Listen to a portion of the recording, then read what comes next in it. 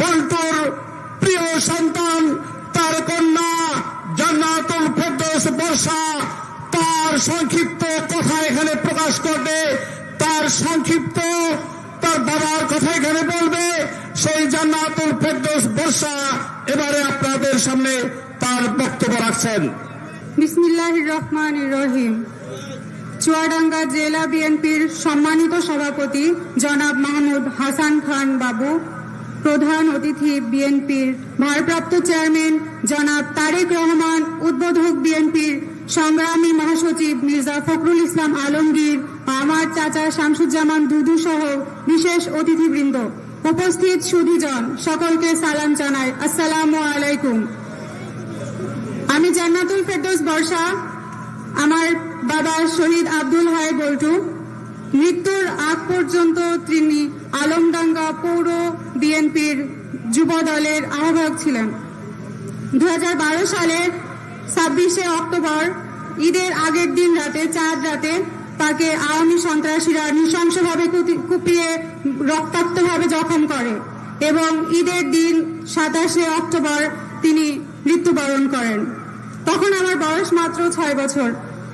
তখন থেকে আজ পর্যন্ত কোনো ঈদে আমি আমার আম্মুকে নতুন পোশাক পরতে দেখিনি।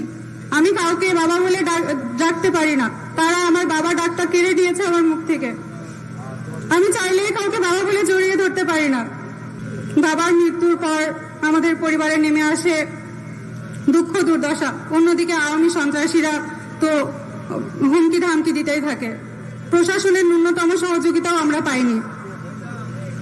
ভীতি আর অসহায়ত্বের মধ্যেই আমার বেড়ে ওঠা। আজকে আমাদের নেতাকে পেয়ে অনেকটাই কষ্ট লাঘব হচ্ছে।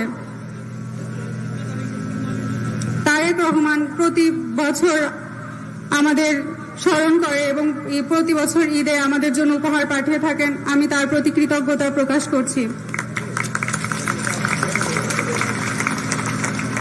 এবং আলমডাঙ্গা বিএনপির স্থানীয় নেতাবর্গরা সবসময় পাশে থেকেছেন, তাদের প্রতিও আমি ধন্যবাদ জ্ঞাপন করছি। নেতাদের উদ্দেশ্যে আমার একটাই দাবি, আমার বাবার হত্যাকারীদের সর্বোচ্চ শাস্তির দাবি জানাচ্ছি। যে মারা গেছে সে তো আর ফিরে আসবে না, কিন্তু তার যে খুনিরা, তার আমি সর্বোচ্চ শাস্তির দাবি জানাচ্ছি। তারা আমাদের সামনে এবং আমার পরিবারের সামনে দিয়ে তারা বুক ফুলে হেঁটে বেড়ায়, যা আমি এবং আমার পরিবারের হৃদয়ে রক্তক্ষরণ হয়, যা আমরা দেখতে পারি না। আমি এবং আমার পরিবার চাই আমার বাবার হত্যাকারীদের সর্বোচ্চ শাস্তির ব্যবস্থা করা হোক এবং আমার বাবার খুনিদের সর্বোচ্চ শাস্তির ব্যবস্থার পাশাপাশি